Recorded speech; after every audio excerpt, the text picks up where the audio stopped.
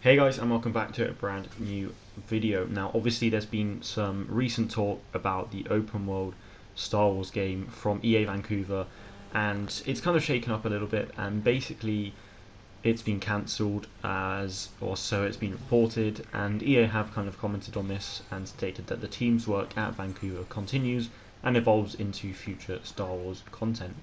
Now, this does sound pretty promising, and the way I see it is that they could well be putting the open world game on hold to bring us something smaller, which was set to release around late 2020. To then hopefully then go back and revisit this open world game and bring it to us later on. The comment from EA also states that EA are fully committed to making more Star Wars games, so I'm hoping the next few years will bring us some great Star Wars content. Now, the reason for kind of cancelling this open world game, or supposedly cancelling it, is that it will just take far too long to actually produce, and they want to bring us something in a much shorter period of time.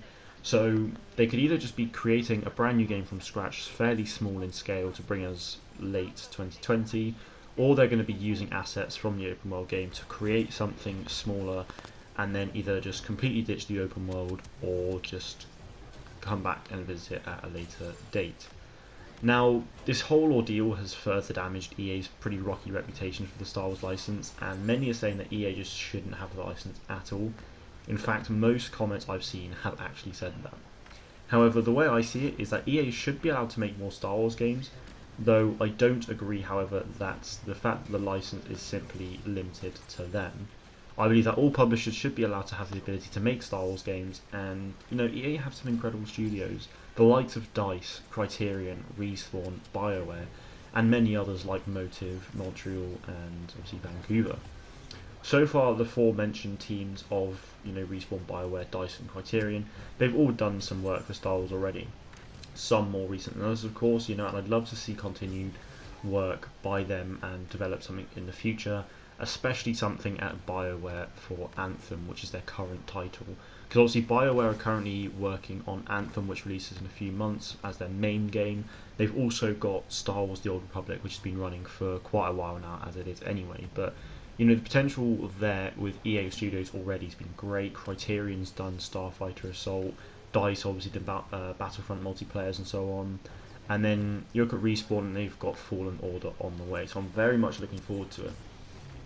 Speaking of other studios though, we can have the likes of Rockstar, Ubisoft, Epic Games, Bungie, CDPR, and many other publishers and studios that could also then create a Star Wars game if everyone was able to essentially share the license.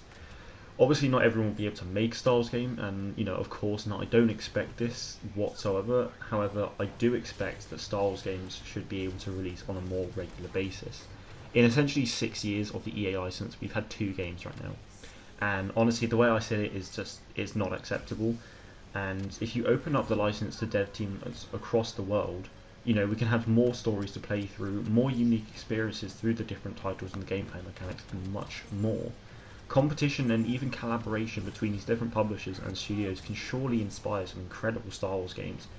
From a business standpoint, of course, it would make them a lot of money, but to think of the fans, the hardcore players, the casual players, and just the genuine Star Wars fans, these are gaming experiences that we simply shouldn't miss out on, stories that should not be left untold, and a time of prosperity throughout the Star Wars community, especially after the dark times we have recently experienced.